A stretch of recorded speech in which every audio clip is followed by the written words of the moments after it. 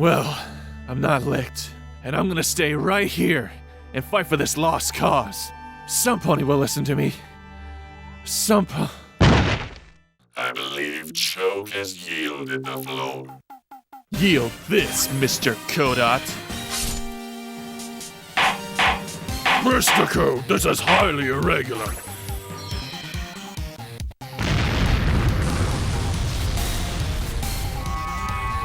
I'm the president of the Equestrian Space Association, and I demand to know what's going on here.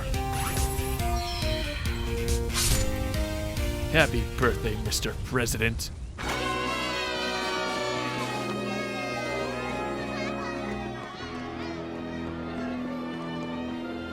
Mr. Code? Mr. Code? What? I must have had that weird dream again. Is that the one where you kill everyone, or the giant meatball? The first one. You know, you should probably see a psychologist about that. Whatever. I'm awake now, so let's begin the cross. Why? The CMC assists Pipsqueak to become class president.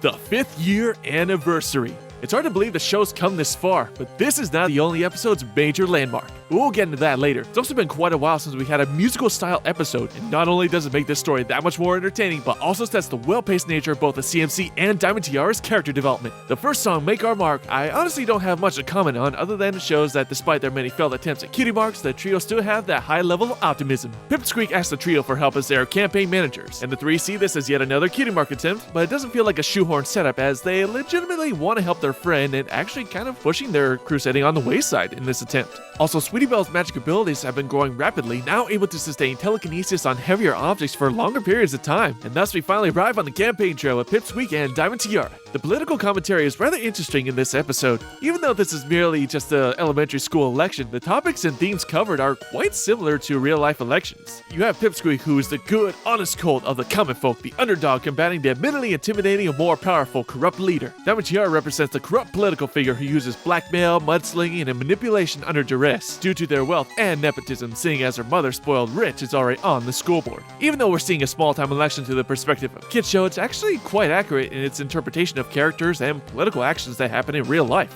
Maybe Pinky is watching all of us.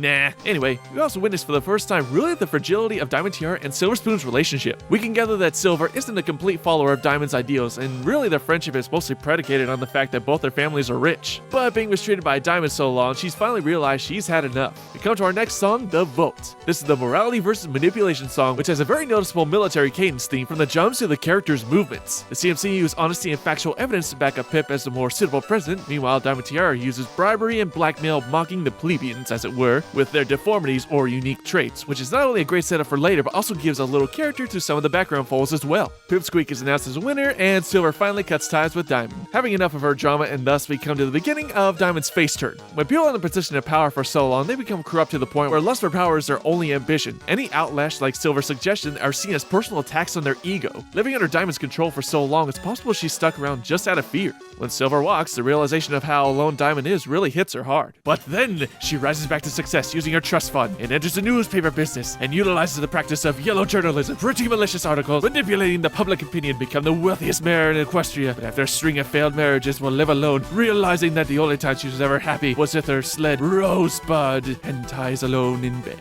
I believe that was Charles Foster Kane, Mr. Code. Same thing. No, and that doesn't make any sense. Neither does your face.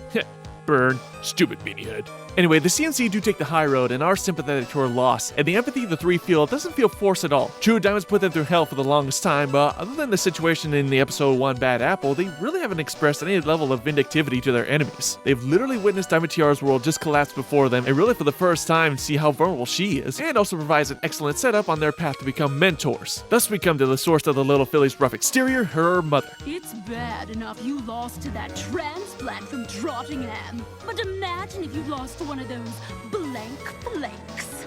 You are a smelly pirate hooker. Sweet Celestia! Admittedly, the writers cranked up her arrogance and snobbish nature to that of a stereotypical rich individual, but it does firmly establish a reason for Diamond to be displacing all her hurt, hatred, and overall attitude towards others. Otherwise, you just had the lame payoff of she's just mean all the time just because. Now we come to Diamond Tiara's solo song, The Pony I Wanna Be. Not only is this beautifully sung, but it perfectly conveys the inner turmoil of the confused filly, and this is another critical part of her character development right here. Diamond's lifestyle has been completely dictated by her mother, with the concepts of rich snobbery drilled into her. Similar to Rose from Titanic, she's essentially trapped in this lifestyle with little to no free will of her ambitions. Diamond's face turn overall is very well paced, perfectly right in line of her selfish rude nature and goodness slowly shining through. When Diamond sees how the CMC have their options open about their cutie marks, she's admittedly jealous. We can gather that she earned her mark prematurely, only understanding one side of it, acting as a cruel ruler rather than a humble leader. Again, living under her mother's corrupt shadow has only shown Diamond that one single perspective. Pipsqueak informs the CMC that there's no budget for a playground, and Diamond sees this as an advantage to take back her presidency. Again, this is a realistic action someone would take. When you've fallen so far, you got nothing to lose and have a chance to instantly rise to the top. It's not surprising that she would take this chance again, as she's still even on the heel face turn. And all this comes to a head in the song Light of Your Mark. A great well-paced song that's actually rather tense, as this is literally the final turning point for Diamond Tiara. She's balancing what is right versus the shallow life of betrayal and misery. Not only that, but she clearly has that fear of not only what her classmates will think of her, but even more so her mother. At the school, spoiled rich is being as belligerent as ever. My daughter associating with confused, insignificant lowlifes. Socializing with their kind is not how you move up in Equestria. Why don't you go back to your home on Whore Island? Hey Cheer, you gonna chime in anytime soon? No? Well, thanks for sticking up for your students. But then this happens. Come, Diamond Tiara. Bitch. What did you just say? I said, bitch! There! Was that loud enough for ya? There you go. This is the final breakthrough for Diamond Tiara's character development, standing up to the source of the one who's corrupted her, throwing aside her mother's flawed philosophy and accepting friendship. That was epic.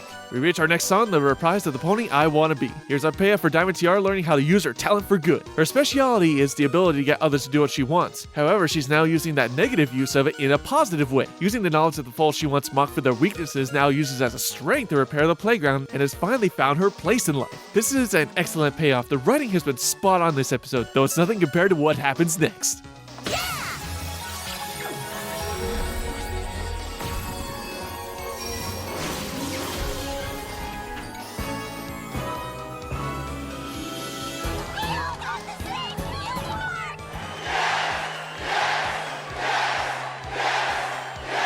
That's it, this moment calls for Fresh Dance, and I'm gonna do it all the way to the end of the review. This is brilliant. Their cutie marks were earned by helping the one who was once their worst enemy, a completely unpredictable but no less satisfying moment to this long journey. You take into account them starting out just doing random activities to try and earn their talents, and over time they've matured more, have learned, such as in Appaloosa's Most Wanted, to help others with their talents, and ended up helping themselves. One of the major themes of this season has been mentorship. We started with the main six traveling across Equestria, helping others with their problems, so I suppose we'll start to see the CMC as more of a mentor role locally. Regardless, I am ecstatic over this episode's execution. This is not only the best CMC episode to date, but a real contender for one of the best episodes in the entire series. Guys, it's been an awesome 5 years, and looking forward to riding this out to the end. Till next time, guys, MC out.